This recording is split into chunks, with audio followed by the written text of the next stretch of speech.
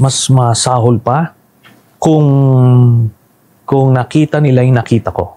I'm referring to the government of the Dutertes at that time. Not necessarily yung galawan sa Senado per se.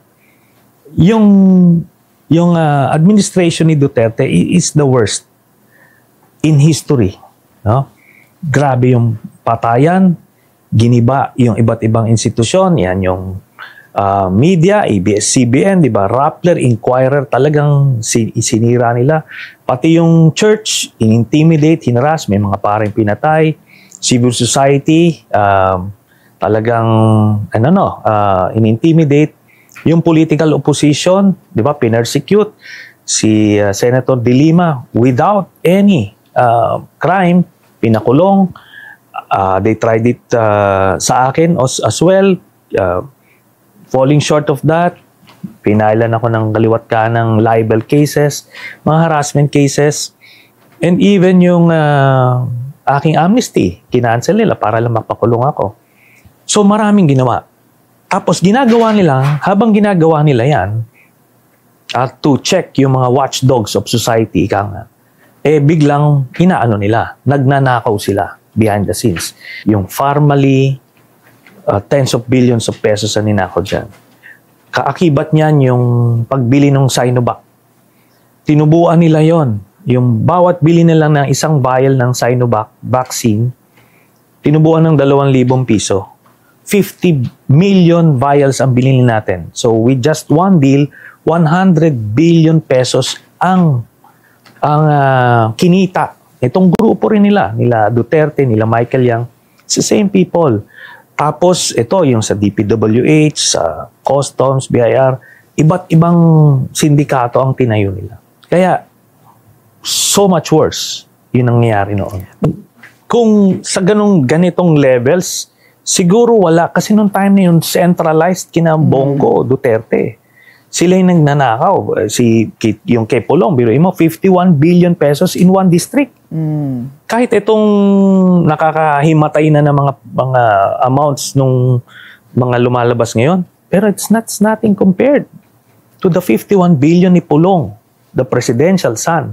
Involved pa sa drug smuggling ito, ha? Tapos partner pa ni Duterte, itong si Michael Yang na drug lord, no, nag-set up ng cartel. Kaya at any angle, talagang sobrang lala. No? We don't have any choice but to give it the benefit of the doubt. So until maglabas sila ng kanilang findings, we would have to withhold our judgment. Pero given the trend, I am confident may mapapanagot talaga. Mga senador, congressman, para talagang it's a rude awakening for everyone. I agree. Kailangan talagang i-review yan. Alam nyo, I used to be a procurement officer when I was in the Navy. So, alam ko yung proseso na yan. Meron kaming tinatawag na agency estimate. Yung meaning, pag nagka-canvas ka, kunyan, may bibiling kayo isang gamit, ano yung prevailing market value niyan. So, dapat hindi ka tataas dyan ng 20%. Ang ginawa kasi dito ngayon sa DPWH, tinaasa nila yung agency estimate. Kasi, para magkaroon sila ng malaking flexibility, kailangan yung reviewin. Kasi simpleng presyo ng semento o isang bloke ng kalye, magkano talaga yan? Yung direct cost. Tapos, yung contractor's margin, sabi mo ng 25%, then yun na dapat ang agency estimate mo. Ito hindi Parang times 3, times 4 yung presyo. O kaya, yun na ngayon. That's how they circumvented everything. Well, as far as Bongo is concerned, i-refile ko yung frigate na scam na plunder case. Yung may binili tayo, binayaran natin, pero ang binigay sa atin, yung mga segunda klase na mga equipment. Kaya yon billions din yung natipid ng contractor. Tapos ito na, sila Bongo rin yung nakilabang. Aside from that, meron mag-file, not necessarily ako. tungkol kay Vice President Sara Duterte, yung sa confidential funds niya. At yun na ang magiging daan para makuha yung mga bank accounts ni Sara. Pag nakita yon, makikita yung dividendo nila from the drug lords. Namin sinasabi ko noon pa, sila magkakapatid, binibigyan sila every 6 months.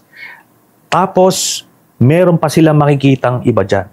Makikita nila kung gaano kalaki ang pera na ninakaw ng nila Sara Duterte kasama si Mans Carpio. And we're talking about billions. Yung pera ni Sara Duterte and Mans Carpio.